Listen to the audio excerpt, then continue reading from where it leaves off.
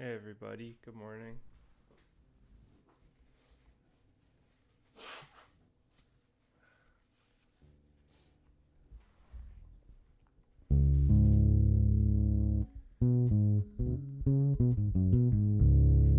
Let's see if chat is working. Oh, 전휴 안녕하세요.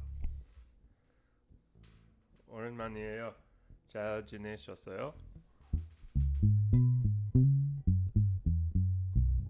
Hey Nati, salamno.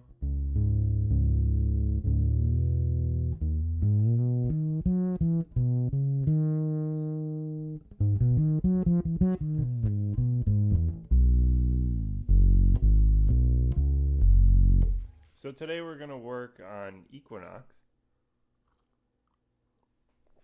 and by extension the minor blues form, and maybe talking a bit about substituting pentatonic scales, various pentatonic scale substitutions that are kind of common.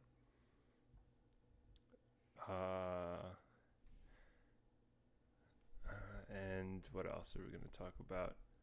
Maybe the how to walk patterns that are longer than a bar.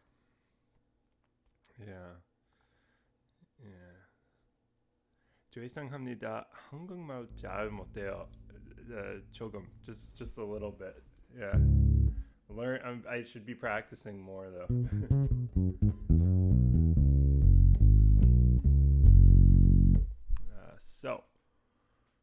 All right, so we got a couple people watching on Facebook, and I'm guessing people will be coming on YouTube soon.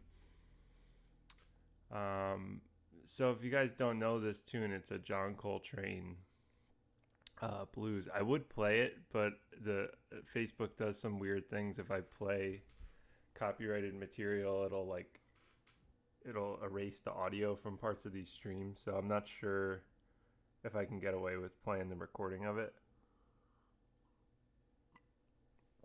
But if you don't know the tune, it's on Coltrane Sound, and it's a minor blues in C sharp minor on the original recording. And one of the things that's unique about it is it has like kind of a set bass line. So it has this.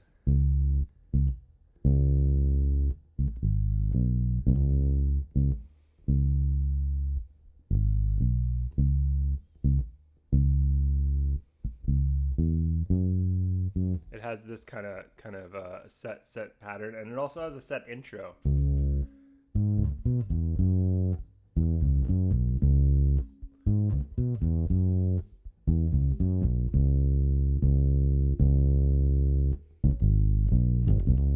So if you haven't heard the intro, I'd recommend learning the intro of it as well.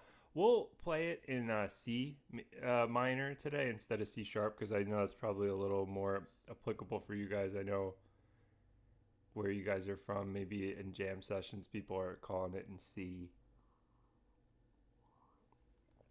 So, yeah, I'll play on it a little bit. How about? So let me just get that set up. I'll play on it in C. So I'll start by playing the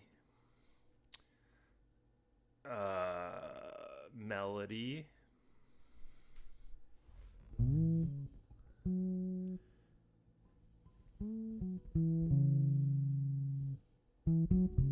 Okay.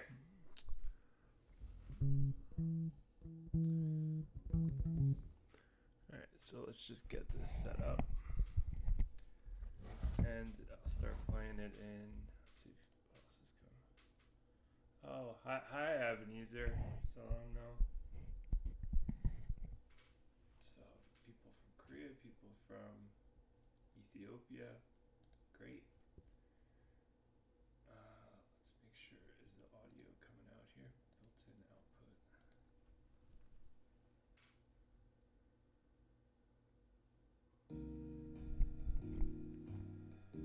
Alright, cool. I think you guys can see the play along going here. I figured out how to get that going. Alright, so I'm gonna play a version of it for you guys. I'll play more like, horn player at first. I'll play the melody. I'll solo. and in the middle of it, I'll take the bass out. I'll play some walking bass. Let's just make sure the levels are cool. Let's play it again and see.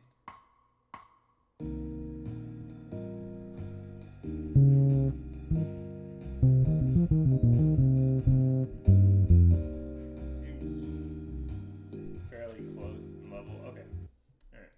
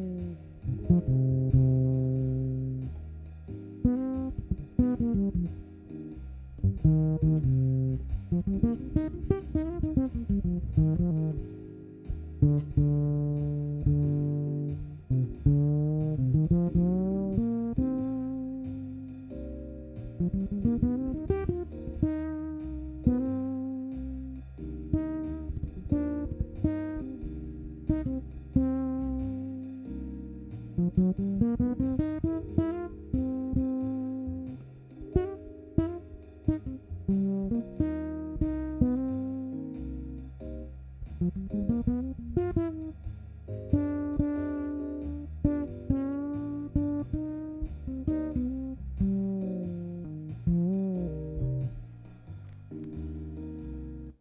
right, cool. Uh, oh, hi, Paul. How you doing?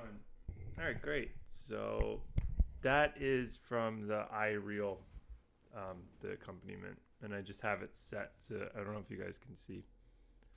I have it set to like. I kind of like the Rhodes sound better on it. The regular piano sounds really tinny. The Rhodes sounds kind of passable, so I use that. But cool. All right, so Equinox. All right, let's. What can we talk about with playing on this tune? Like things to think about, and minor blues in general. So one thing to point out that's pretty typical with minor blues is that it uses this turnaround, which is quite similar to the turnaround we see in the regular blues in major, but it usually uses this tritone substitution. It's pretty common to hear that rather than the 2/5 turnaround, and you can incorporate that into major blues as well. And also a thing to note about minor blues is that it generally doesn't jump to the 4 chord like in, for instance, what did we look at last week, right? We did Billy's Bounce, right? So Billy's Bounce, right? It jumps to the 4 chord in the second measure. Whereas something like this, it's a little more static. And we don't get like a 6 chord here generally. It's a little more static, and we also don't really play a turnaround here. So what is that? That creates a lot of areas where we have to play two measures or even 4 measures of the same chord, which brings up some interesting kind of little problems for us. So if you guys remember the way we went over the how to build a walking bass line, that it was a combination of understanding what the implied scales are and knowing the connecting notes, meaning like the kinds of notes that you can use to set up resolution. So that would mean diatonic stepwise motion to resolve to a root, or a chromatic half step to resolve to a root, or you can approach a root from below, perfect fourth below or perfect fifth above. And then the last thing was melodic shape. The third kind of principle was melodic shape. So knowing melodic shapes that are kind of tried and tested, like scalar movement up or down, arpeggio movement up or down. And we, even with bass, we can do kind of wider interval movement of like root, fifth octave movement up and down. So, but when we get to phrases like this long phrase in the beginning of Equinox that's 4 measures, there's some tricks. So basically, you have to ask yourself in this. I think of a lot of these phrases maybe in 2-bar phrases. So instead of this being 4 measures of C, we're going to think of it as two 2-measure phrases of C. And you want to ask yourself, basically, do I want to aim for the 5th in the second measure, or do I want to aim for the root? I mean, there's a lot more options available for that, but for now, as like a starting place, that's a good place to at least start with it. So what do I mean by that? So if we're playing a scalar phrase, so if we're starting on this measure and we play scalar up from C, so we go C. So I went C, D, E flat, F. When I get to this measure, it would make sense to go to G. And you could either continue up the scale, and in this case, this is a sort of modal kind of sounding blues, so it's sort of like a Dorian kind of sound. But you can do with minor sounds like this. You can use a mix of different things. You can incorporate the melodic minor in there. It's not so strict that it has to be Dorian. Where you put the passing tones is okay. It's kind of, you have a lot of options. So, say we wanted to go up 2 octaves. So, say we wanted to go up on the scale and down on the scale, maybe. So we can go. All right, we're on G on beat 1 of this measure, right? So we can do a kind of melodic minor kind of sound, and then add a half step as a B flat. So like actually like a Dorian, but then with the B. So you can go. So that first phrase can become something like this.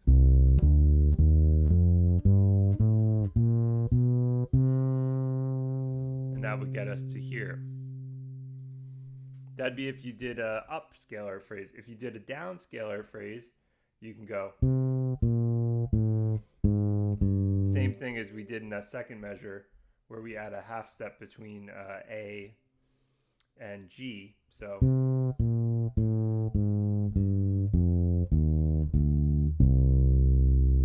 that's a way to get down to C. So if we went down, we'd go C, B flat, A flat, G, F, E flat, D, C. Oops. Okay, wait a second here. Okay. So that's if you chose scalar motion. So in general, if you want to get to the fifth of chords in 2-measure phrases of walking lines where you stay on the same chord, use scalar motion. And the converse is true too. Like if you're using scalar motion and you want to continue in the same direction, it's best to land on the fifth. But if you did arpeggiated motion, it makes more sense to get to the root. So say we did something like an ascending arpeggio here. We did an ascending arpeggio, so we go. Okay, we're on the fifth already in the third beat, right? There's a way you could get to the fifth too, but we could get to the root even. So we could do a pattern like this, where we put a half step below the root. You could do a whole step below it too if you want to use the chord tone. You could even do the second above it. Right? So scalar.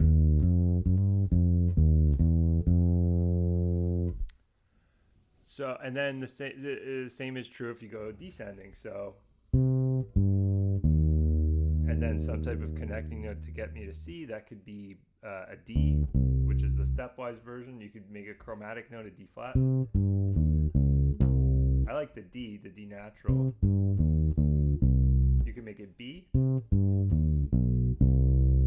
could even make it B flat. I probably would like B better, but let's see. Yeah, I like B and D here. Okay,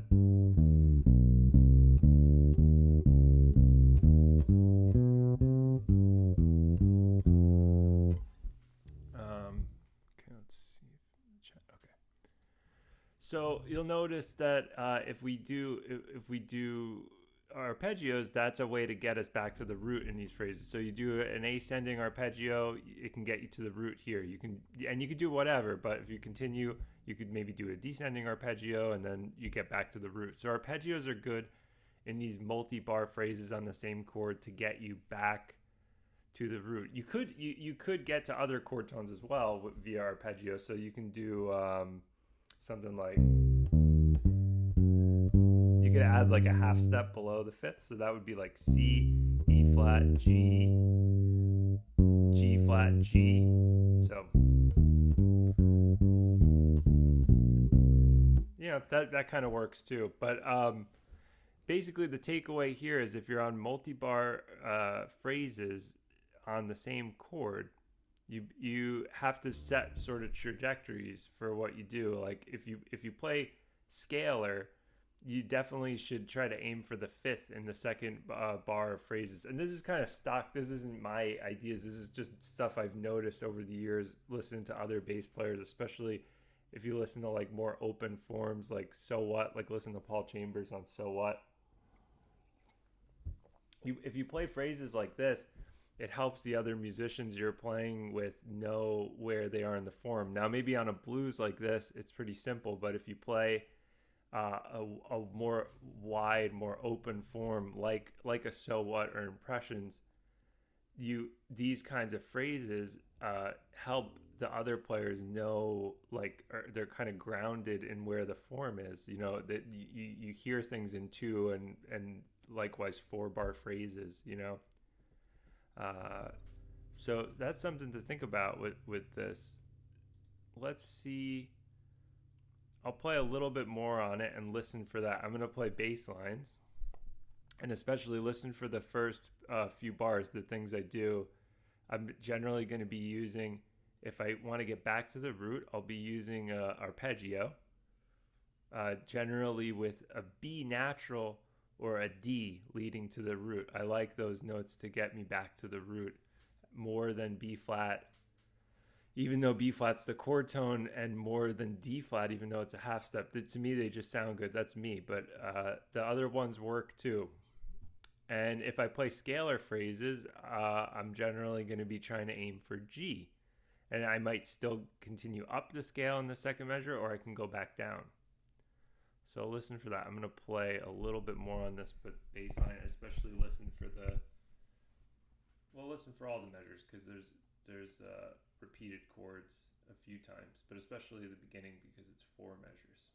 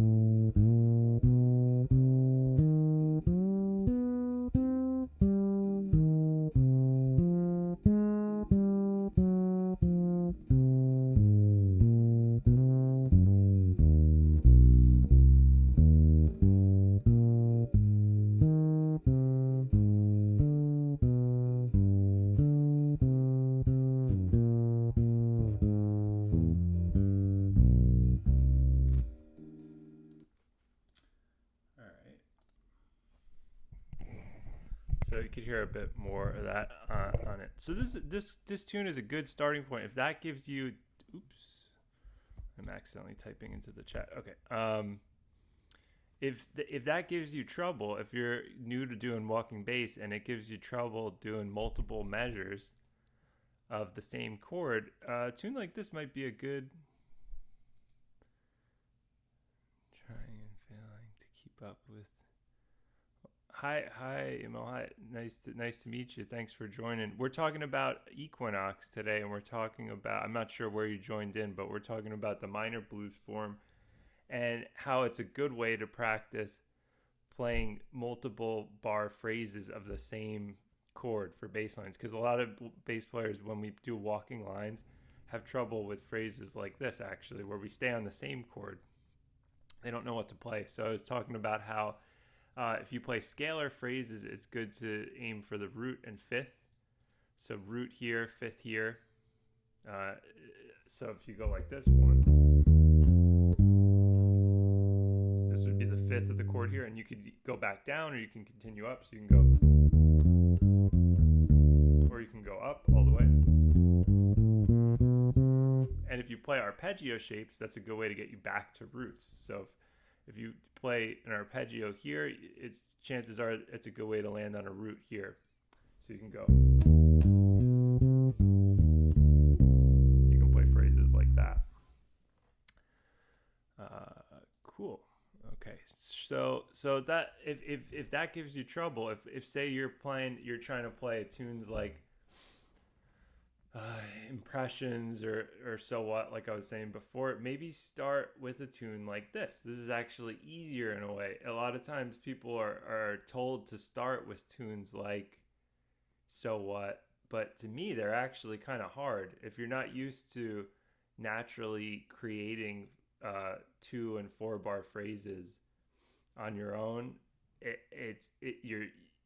you're sort of forced to by tunes like that, because the tune doesn't give you much. There's not much harmony.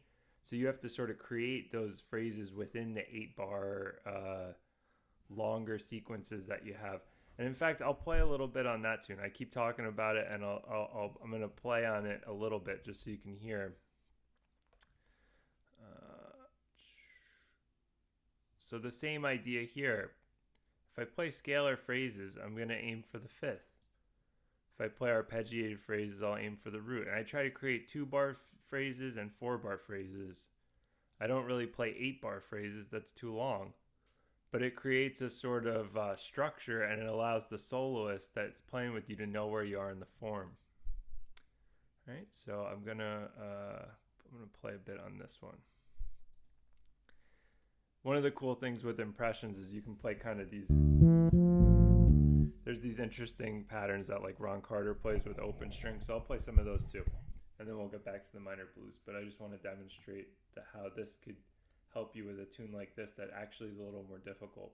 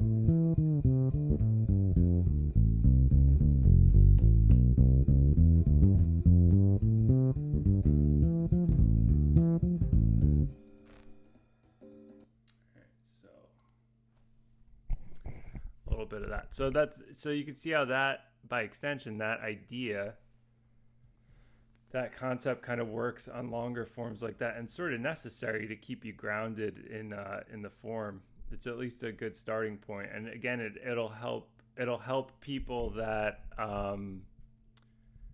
that are playing with you. See, the thing is, like a lot of these longer forms, it's common that people kind of get lost. The soloist, the accompanist. It's your job as the bass player to kind of create these mini phrases, like 2-bar, 4-bar phrases, things that can ground the other musicians into knowing where you are within the form. Okay.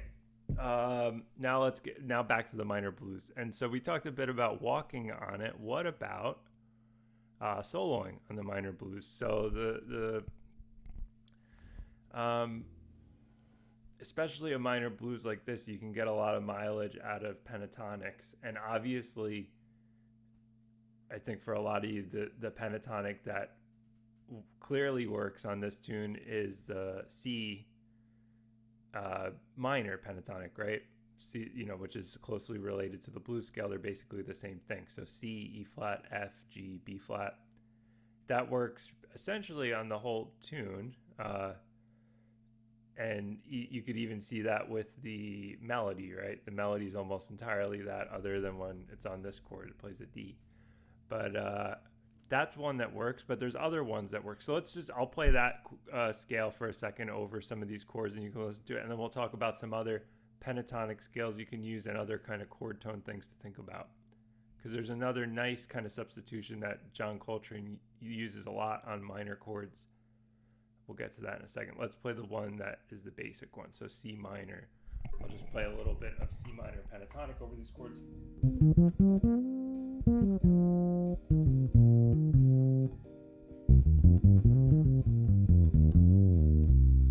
Let's put the bass on in the back so you can hear it against the and we'll do another chorus.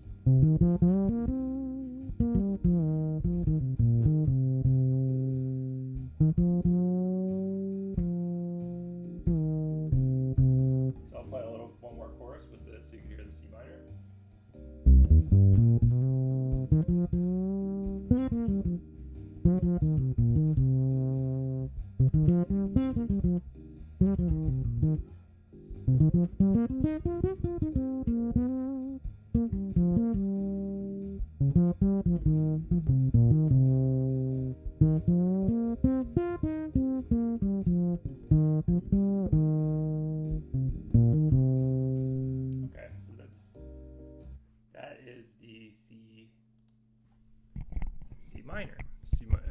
Just the typical one, but there's some other pentatonics that sound really cool over these chords. So one that I always like to play is in any of these modal minor kind of sounds is to play the minor pentatonic off the fifth, which is really quite a common thing to hear, and phrases that are derived from that. So what does that mean? So what's the fifth of this chord? C minor, right? So the fifth is G, a G minor pentatonic scale. So what notes are in a G minor pentatonic scale? G, B flat, C, D, and F, right? What's cool about so G, B flat, C, D, F, yeah. What's cool about that is it gives you the ninth. So when you play phrases with that, you have like the ninth of the chord, which always sounds really pretty over a minor chord. So I'm gonna play, and then by extension, what I just played earlier, like you can play the C minor pentatonic on this scale. That's the same relationship. That's sort of the same. That's the same reason why when we play on a blues, you can play that minor pentatonic over the 4 chord. The blues scale, the minor pentatonic, just like when we're playing any kind of blues, so any of the tonic chords here are like the key area ones. So here I'll play G minor pentatonic. Here I'll play C minor pentatonic, so off the fifth. Here I will play G again, and this is the turnaround, so I'll probably play C again, and I'll play G here. Okay.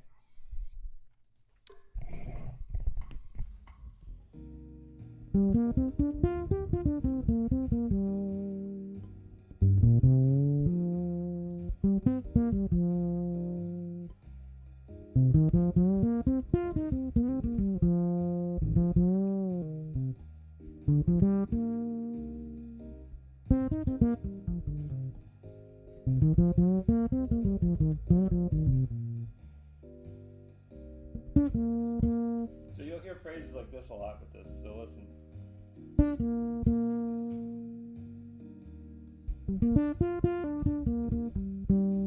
That kind of phrase.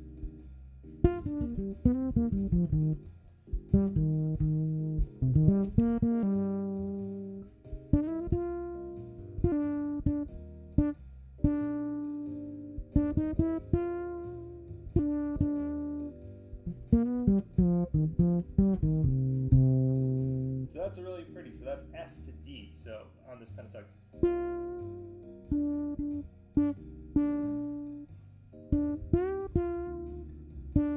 Which creates the 11th and 9th of the chord. Same thing on F.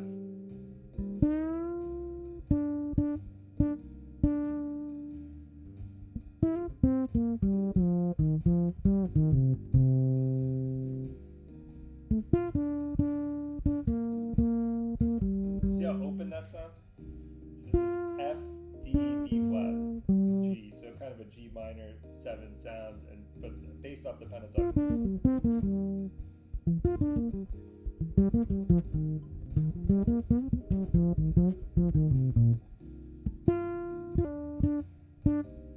That'd be a nice phrase for you guys to learn.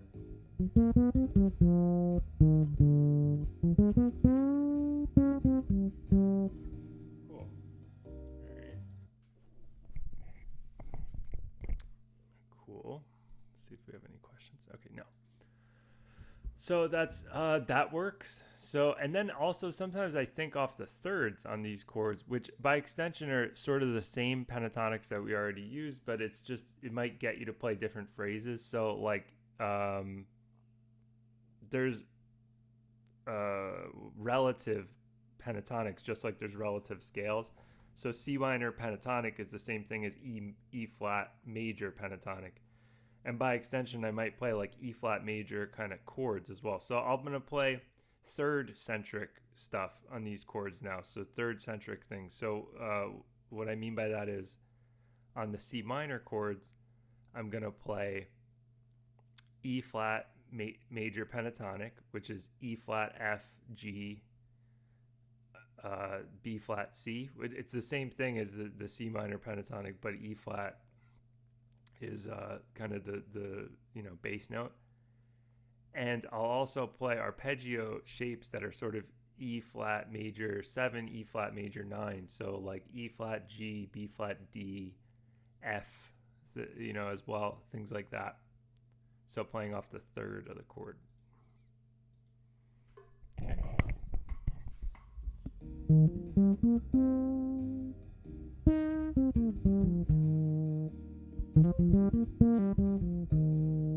And here would be A flat.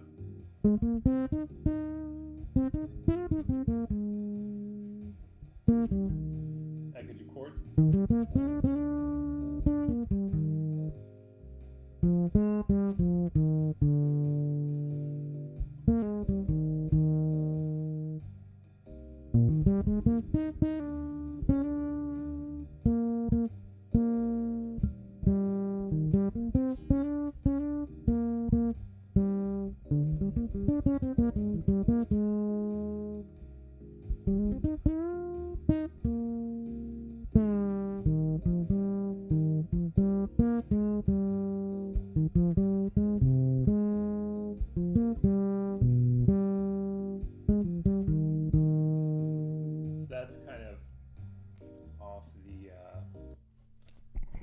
That's kind of off the third of the chord. And then you could, by extension, do the same relationship related to what we thought about before. We thought about playing off the fifth of all these chords. you could think of the third of that fifth. So, or more simply put, off the seventh. So you can think off the seventh of these chords as well. So we're thinking off each chord tone. So if you think off the seventh of these chords, that's like, what's the seventh of this chord? It's a B flat, right? So C, E flat, G, B flat, right? B flat's the seventh. You could think of B flat major. You could think of B, like in terms of both like as a pentatonic scale. So that would be B flat, C, D, F, G, B flat. Same thing as the G minor one, but you're kind of thinking of the seventh as the root. And you could think of like a B flat major 7. You have to be a little careful with how you treat the 6, but you could think of that too. All right, so I'll play a little off the 7th now, which I don't think of it this way too much, but it's another way to think about it.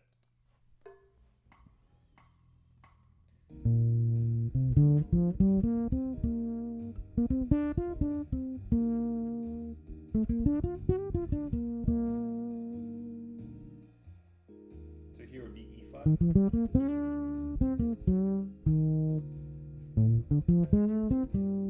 It's a good way to get to the 6th. It's kind of cool.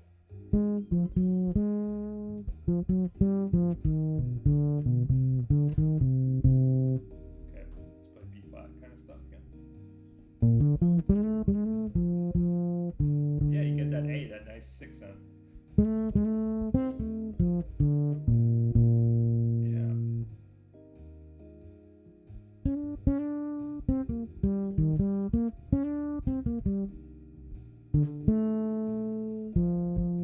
If you want to incorporate the 6th in playing on your minor chords a little bit more, you might want to think of things this way. So what do I mean by that? So you have B flat major, right? If you play like a B flat major 7 chord,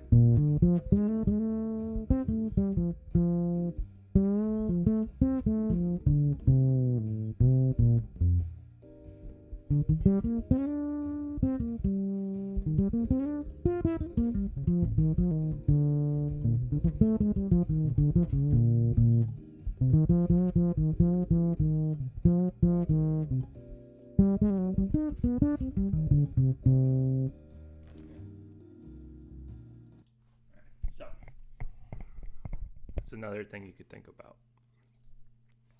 So those are kind of devices that in general I think of on this kind of harmony, this modal, I'm generally kind of like an inside player. I don't play too much stuff that's too far removed. This is all within the key, basically. It's not like, something more advanced like McCoy Tyner will do these sorts of things, but then shift them chromatically. He'll shift them around, like up a half step, up a whole step from there, back down a half step. Doing these kinds of things, these kind of superimpositions of pentatonics, but also shifting them shifting them chromatically in and out of keys, and as a sort of way to create a dominant tonic kind of tension without the typical like dominant resolution to 5. It's a different kind of way to create that tension without. It's not like classical. It's a different kind of thing, but it creates the same kind of mood in a way. So yeah, I'm playing more inside. I'm playing more tones that end up being diatonic to the chord that we're on. But it's just different ways to think about it, and it opens up. If you think about it this way, it'll open up some ways to play some of the pretty notes on these chords, things like the 9th, the 11th, things like that will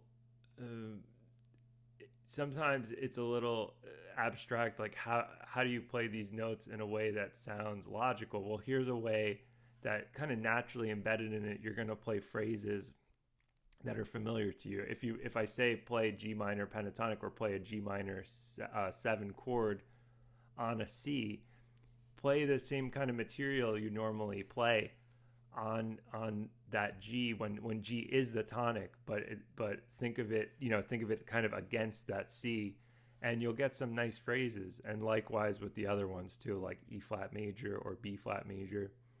Another thing to think about is like you can occasionally sort of tonicize the C in here. So even though this says C minor 7, it is common that when people are playing on these kinds of forms that they'll kind of bounce in and out of that modal sound. So I'll show you what I mean by that.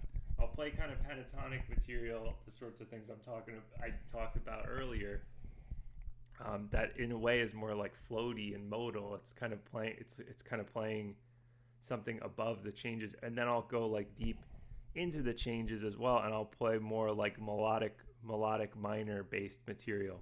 And then in a bit we'll talk about the last phrase too, the turnaround. We haven't talked about that because there's basically two things you could do here, but we'll talk about it in a second. All right, so when I play now, I'm going to do a mix of all the things I talked about earlier, but I'm also going to play sort of tonicized material like melodic minor kind of shapes. So that might mean something like melodic minor means incorporating this B. You know, these kind of... So here's C.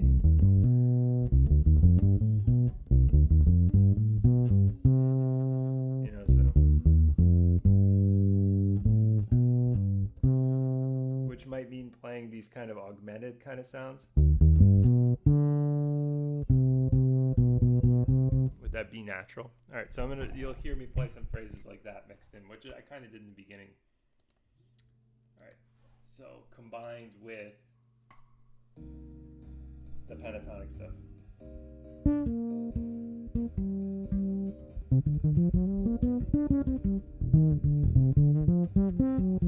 See, I played kind of melodic minor stuff there.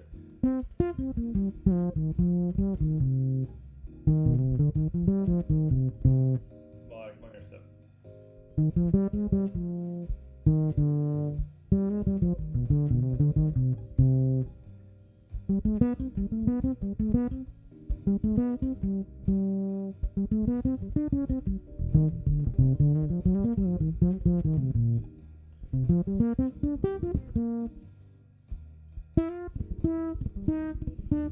Right?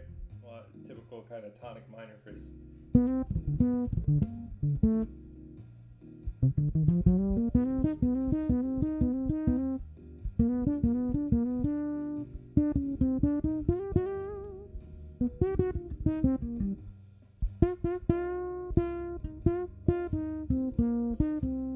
Kind of bluesy phrase.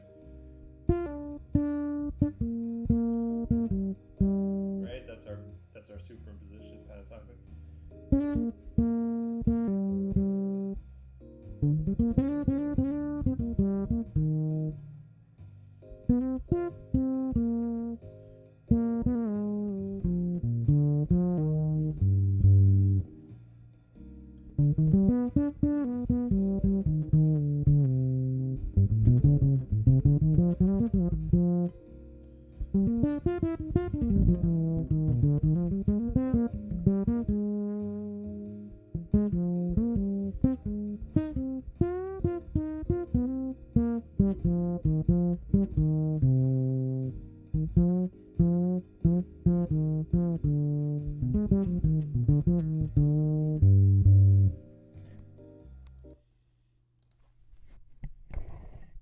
Playing on a 5. Yes, I'm playing on a 5, but it has a high C. It's like Yannick Wisdala or Steve Swallow. So it's E A D G C, and it's fretless too. So okay, cool. All right, so that was a mix. That's sort of how I approach it too. I combined, it's like a combination of those pentatonic superimpositions. So that means like on like the C or the F, you could think off the 5th, you could think off the 3rd, you could think off the 7th, which means you can think of pentatonic scales off those notes. If it's the 5th, it's a minor. If it's the 3rd and 7th, it's a major. Or you could think of chords, and likewise, same thing. If it's on the 5th, a minor chord. If it's on the 3rd or 7th, it's major chords. You can also think of just the typical C blues scale, which we'll get to in a second, is really good here, especially, but it's good everywhere. And then I also think of melodic minor kind of phrases. And if you're wondering what I mean by that, like uh, is kind of the sort of phrases you would hear people play on tunes with minor key centers that aren't as modally based as this. So what I would recommend, if you're confused about what I mean by that, maybe listen to some recordings of people playing on a tune like Alone Together, which is a minor key tune that's a little more like classically based. It's not as modal sounding. And listen to the kinds of phrases that people play on that, or a tune like A Night in Tunisia as well. The ending cadence of the A sections, the kind of phrases that are played there. Yeah, so I do a combination of those things. So that might get you out of the rut of only playing the C blues scale on this if you're new to it. So try some of these pentatonics, try little two note phrases. I like doing the 11th down to the ninth is a great phrase. So you might want to try to incorporate that over the whole form. So what's that mean? So uh, that would be F and D here. That would be B flat and G here. And you might be thinking of like B flat major or G minor as you do this as a simpler way. So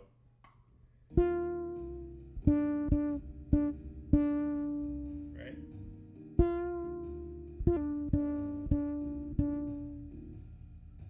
So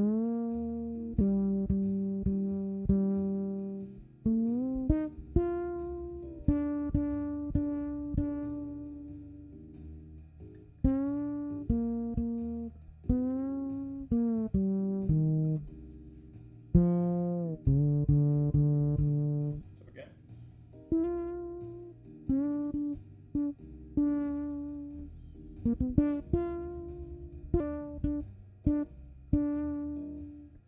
B flat G. That's a nice little two bar phrase to get into. Here that phrase gets broken up, but I'll just play the ninth.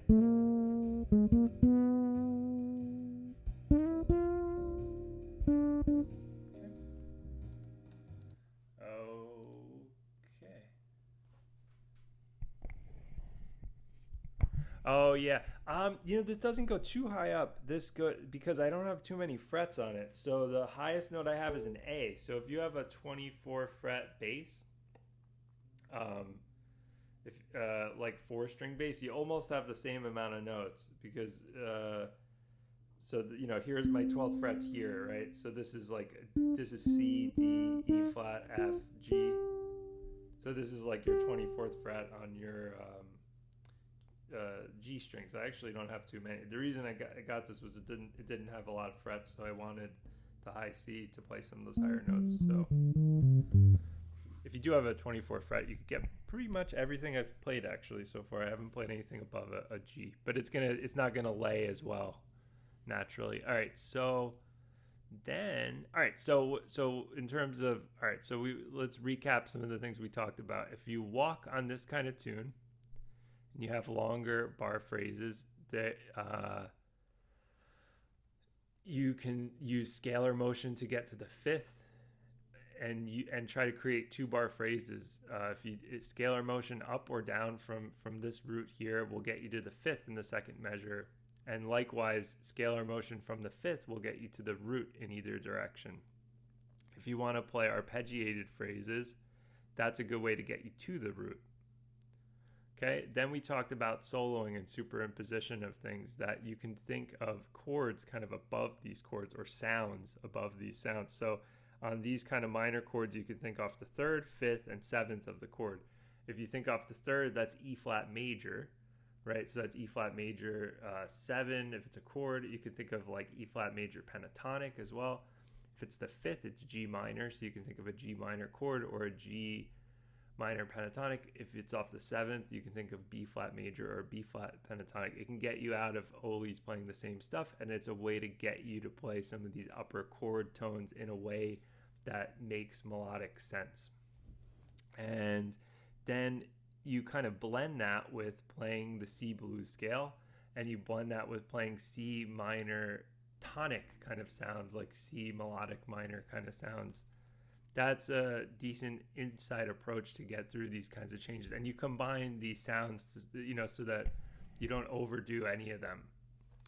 All right, and then we get to the last part, the turnaround, which we haven't really talked about as much, but I'll give you some devices that are useful for this. I really like playing bluesy sounds on this chord because it's the first chord in the whole form that has a G flat in the 20 frets. Okay, so yeah, sorry. What do you have, a P bass? I got a P bass, or maybe I'll play that one of the next times. All right, so if when I get to this A flat 7, it has a G flat in it. So for me, I think that's an excellent part of the form to really play some of these bluesy phrases. So I'll try to not play any kind of bluesy phrase, but then when I get to here, listen for how I'm going to really emphasize that G flat note. I'll slide into it. I'll play kind of typical bluesy phrases, which I think some of you have down already. I'll play more of those open kind of like 11th and 9th, those superimposition sounds. But then when I get to here, I'll really dig in and play something bluesy. That's one example. And I'll play something simple here, but we'll get to like things you can do on that. Okay. So.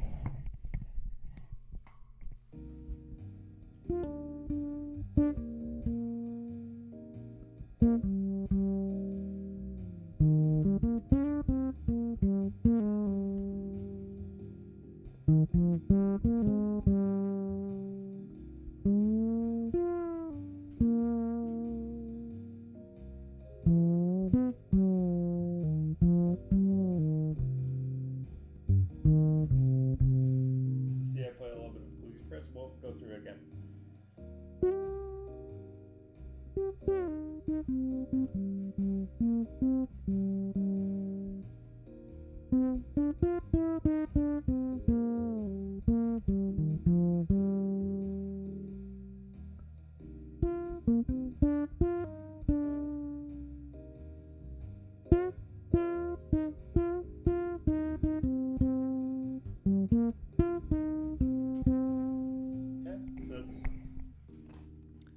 Something to think about. If you're playing, flat 7 is one of my favorite chords for sure. Nice. So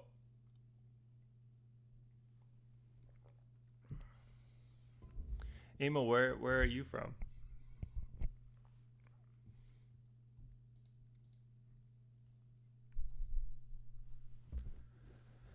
So let's see.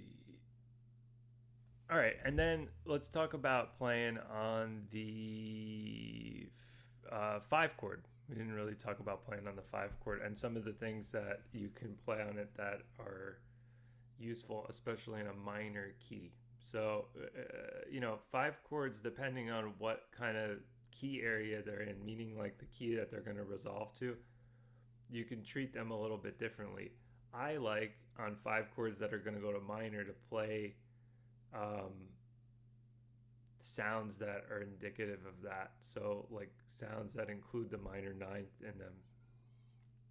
So as a simple thing, you could think of diminished on this G7 chord. So the related diminished chord to this is a B diminished, right? And that gives us the A flat. So G7, right? G7 is a very similar chord to B diminished. So B, let's see how it works.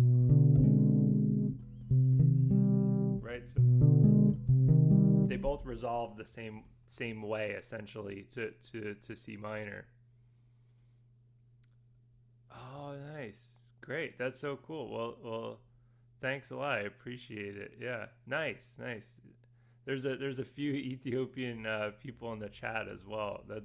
That's cool that you like the Ethiopian scale video. Oh, it's well, great. I'm really happy that you found it helpful. I'm gonna do one more video for the Ethiopian jazz stuff. Someone's just asking a bit about Ethiopian scale. Sorry guys, but. Yeah, I'm going to do one more video, kind of like about the topics we went over today, but as they relate to Ethiopian scales, how to superimpose some of these pentatonics for other chords, or how to write chord progressions that fit some of these scales. So I'm glad you liked it. Thank you. All right, so the G7. So you can play B diminished material. So what does that mean? I'm going to play a phrase based off the diminished chord, the fully diminished chord, if you guys don't know what that is. So this is off the third of the G, so B. Fully diminished is, right, B, D, F, A flat. So, and one thing that's really common if you play these kind of diminished phrases is to add a half step below each of those notes in the chord, and you end up getting the diminished scale as a result. So here's B, D, F, A flat. So half step below B. Right.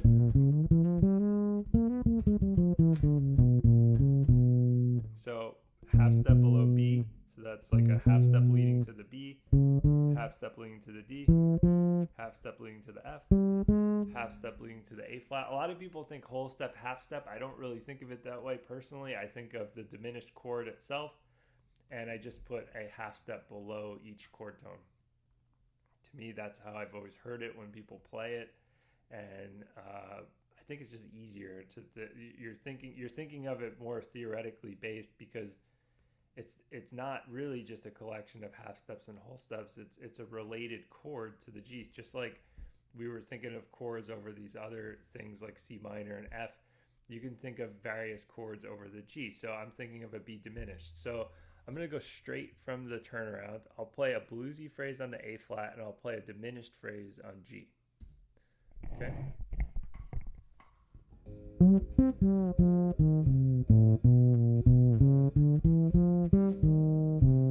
Okay, so what did I play there? Okay, so I went. I forgot what I played. I went. So.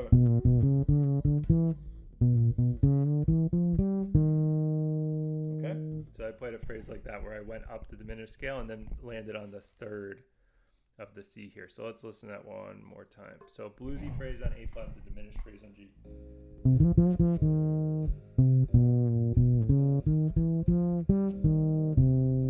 Played kind of a funny note there. Let's listen one more time. I played an E flat. Should I play that?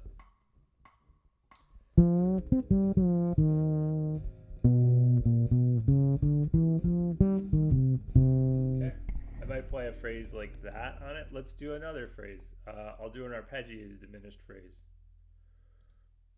Okay. Again, bluesy on the A flat.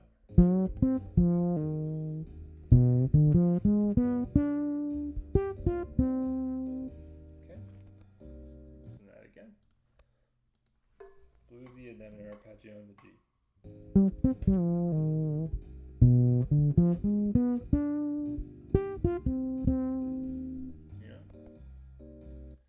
Okay, I'll show you guys a stock kind of phrase, which is like I call it like the Dizzy Gillespie phrase. See if you could figure out what it is. I'll play it once, and then you could try to figure it out. Again, bluesy on the A flat.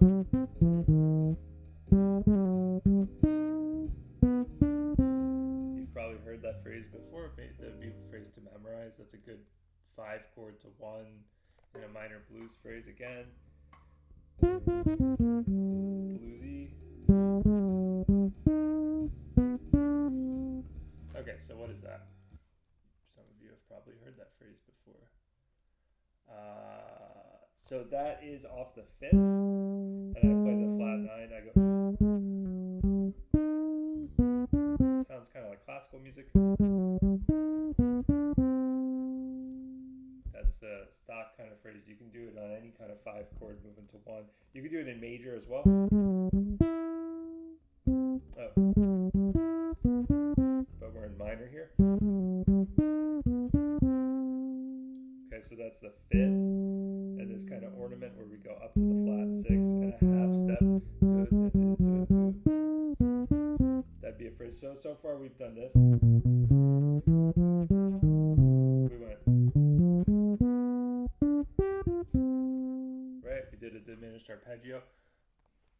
Another sound that I generally think of over this, as well as the diminished, it's similar to diminished, but it's not quite the same thing, is I will think of, so again, off B, but I think of a B flat, not B flat, B major. So we're on B again. So we just did B diminished.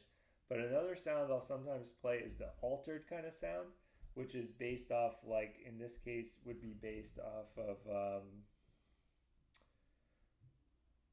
the A flat melodic minor. But let's not get that deep into it. I just want to tell you the chord sound I think of on the B. So another sound I think of is a major augmented sound off the third. So you can think of a diminished sound off the third. You can also think of a major augmented sound. So that would sound like this. Right? Sorry.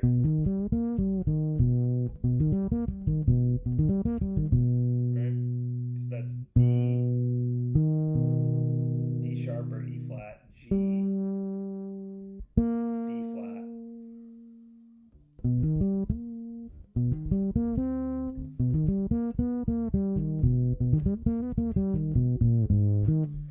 Listen to what that sounds like. That ends up implying the altered scale over the G, which has a little bit different color to it than the diminished scale. So again, I'll play bluesy on the A flat, and then I'll play this arpeggio. So it's like a major arpeggio, but it has a raised 5. So it's B, D sharp, G instead of F sharp, and A sharp or B flat. Okay, and that sort of is an A flat melodic minor kind of territory. Similar notes. So bluesy on the A flat.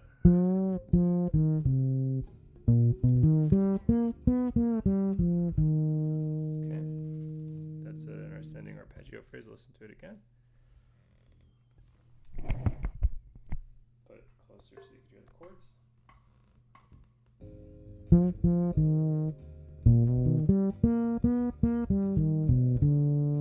That's a nice one. Hear that again. Over the chords.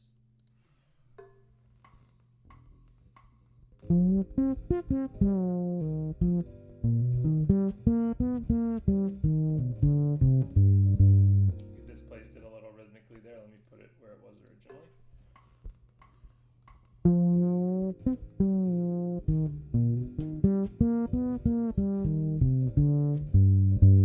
Okay, that's another thing you can think of. So, in general, on this chord, something to practice for now would, could you run over the altered scale one more time on the G7? All right, great question. All right, so let's go over that. So two things you can think about on the G7. You can think of off the third of the chord and think diminished. I'm just reviewing that, and I'll get to the altered in a second. So you can think diminished, which a fully diminished. So B, D, F, A flat, and by extension the scale related to that, which simply is just putting a half step below each of those chord tones. So if it's a G, if it's a B diminished, that means put a half step below each chord tone and you get the scale. So that's right.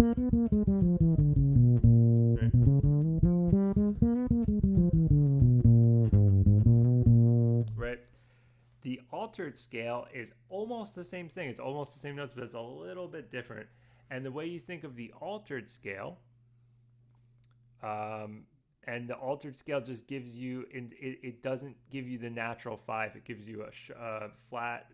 Either you can think of it flat 6 or sharp 5. It doesn't. You don't end up getting the natural 5th like you do with diminished. So it's a little more dissonant, a little more tension. The way I think of altered is I think of the melodic minor a half step up from the root of the chord. So in this case, the chord is G, right? G7. The altered scale is simply a flat melodic minor scale starting on G. So it's like starting from the 7th of melodic minor. So in that case, right, that's so here's G. Right? And sometimes people, I know at Berkeley they called this like a diminished whole tone scale because it sounds like diminished when it starts. So here's G, A flat. So you get two, two, two. It sounds like it's it sounds like it's gonna keep going like a diminished, right? That's a diminished, but instead it goes right. It goes like this.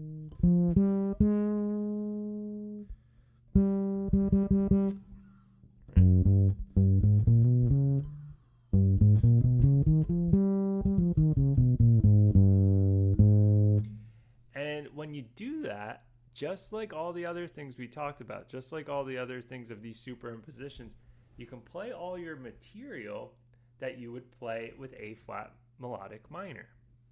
So you can play like all your A flat melodic minor licks, and by extension, like the licks superimposed for that too, like the ones based off the third of A flat melodic minor. So A flat melodic minor, B is the third, and that's where I derived this from, this B augmented sound, which is a really common thing to imply when you play off that G7 and you make it altered. So again, like all the same stuff. So I can play like Cry Me a River kind of phrase.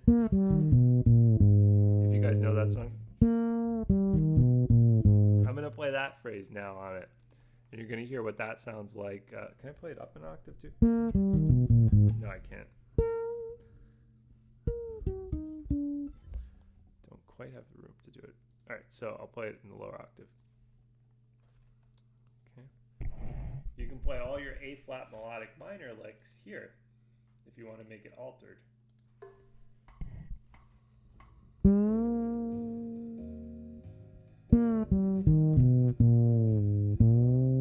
Right? Sounds really pretty. So let's listen to it again. So that's great because you could start right on the B flat here, which is a 9 of this chord.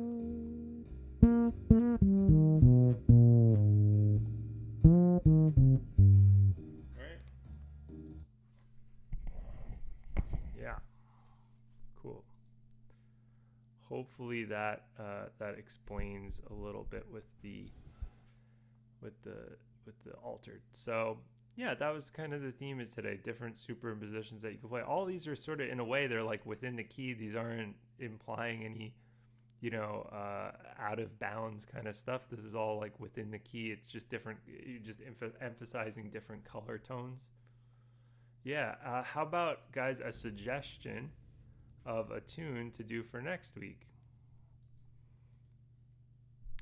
And if there's any more questions, we got about maybe like 5 more minutes. So if you guys have any more, I've been going down the G7 triad to a D sharp and then back to the C. Yeah, you can do that. You can go. Oh, the G7 triad. So yeah. So let's do it from here, maybe.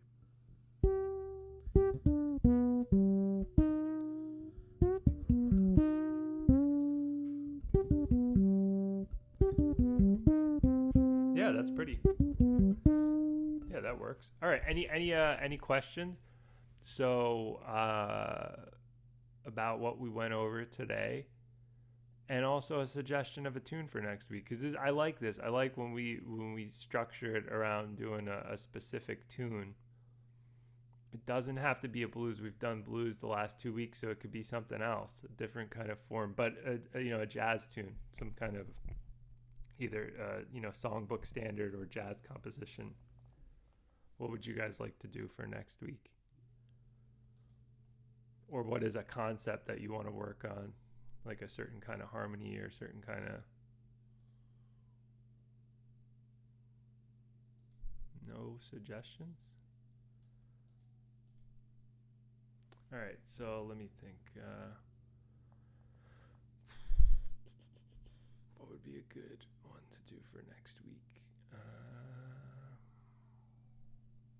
You guys seriously don't have any suggestions of a tune? You guys aren't working on any specific... yeah, sure. What do you think?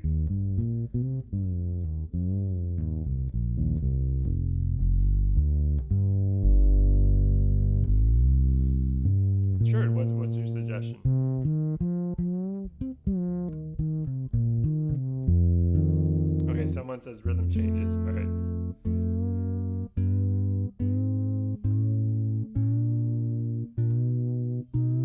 Go with that, but we could do like an Ethiopian thing at some point. All right, so we'll do rhythm changes next because that was the first one that someone said on Facebook. So we'll do that, and in that case, if we're going to do rhythm changes, if I've got rhythm, has a tag on it, which isn't on any of the other rhythm changes. So I would recommend, you should learn I've got rhythm, but the thing is, it has a tag embedded in it. So, yeah, let's do. You could learn like Lester Leaps In as a melody. So that one's really simple. It's like.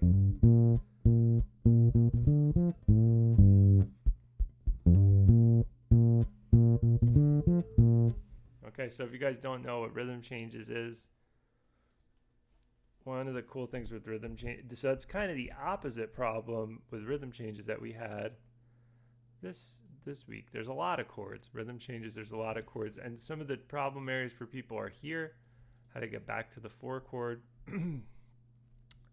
Sometimes you can play like 3, 6, 2, 5s here, so there's variations of things. So as well here, like the first ending, it's pretty typical to go 1, 6, 2, 5, or 3, 6, 2, 5 here. And this is what you play on like the second ending. This is like second ending kind of stuff. There's lots of substitutions you can play here. So I'd recommend listening to people playing things like Olio or Rhythming, or people playing Lester Leaps In. Listen to someone play Lester Leaps In. Yeah, so we'll do rhythm changes.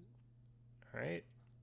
And yeah, I'll consider, doing some kind of Ethiopian thing maybe at a later date. We're going over some of the kind of essential jazz forms these first few weeks. But we'll get into something like that at some point.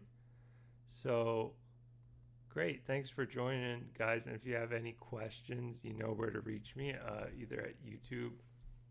Great. Thanks. I appreciate it. Thanks. I'll see you guys next week. Same time. So it's always going to be 10 Eastern time, New York time. And it's on Facebook and YouTube. So great. All right. I'll see you guys next week. And thanks for joining. All right. Bye-bye. See ya.